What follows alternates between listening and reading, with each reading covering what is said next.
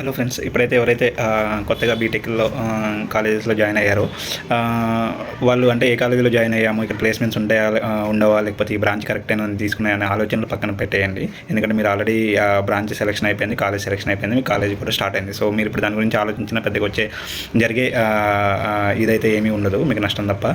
So ఇప్పుడు మీరు ఎలా ఆలోచించాలంటే ఈ 4 ఇయర్స్‌లో మీరు ఒకవేళ ఐటీ సైడ్ వెళ్ళాలనుకుంటే ఏ ఇంపాక్ట్ ఎలా ఉంటుంది దాని ఇప్పుడు అంటే ఇప్పుడున్న ఏ ఇంపాక్ట్ మళ్ళీ నెక్స్ట్ 4 ఇయర్స్ తర్వాత ఉంటుందా ఉండదా అనేది మనకి ఎవరికి తెలియదు అనమాట. సో మీరు ఏంటంటే ఎప్పటికప్పుడు అప్డేట్ అవుతూ ఒకవేళ ఏ వల్ల జాబ్స్ ఎలా ఉంటాయి, ఏ టెక్నాలజీ వైపు వెళ్తే మనం జాబ్ సంపాదించగలం అనే అంశాలను పరిగణలోకి తీసుకోవాలి.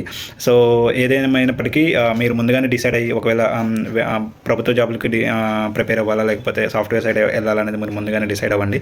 ఏ కాలేజీలో అయినా ప్లేస్మెంట్స్ అనేవి ప్రస్తుత పరిస్థితుల్లో ఫ్రెషర్స్కి ఓపెనింగ్స్ అనేవి ఉన్నాయా లేదా అనేది అందరికీ తెలిసిన విషయమే. సో మీరు అంటే ప్లేస్మెంట్స్లో ట్రై చేయాలి. ఒకవేళ అక్కడ వచ్చినా రాకపోయినా కానీ రేపు బయటకు వచ్చి జాబ్ చేసుకోవటానికి కావాల్సిన స్కిల్ అనేది ఈ 4 ఇయర్స్లో మీరు బిల్డ్ చేసుకొని రావడం అనేది చాలా ఇంపార్టెంట్. సో దానికి అనుగుణంగా మీరు ప్లాన్ చేసుకొని మీ కెరీర్లో మీరు సక్సెస్ అవ్వాలని కోరుకుంటూ all the best for each and every student who join the BTech colleges.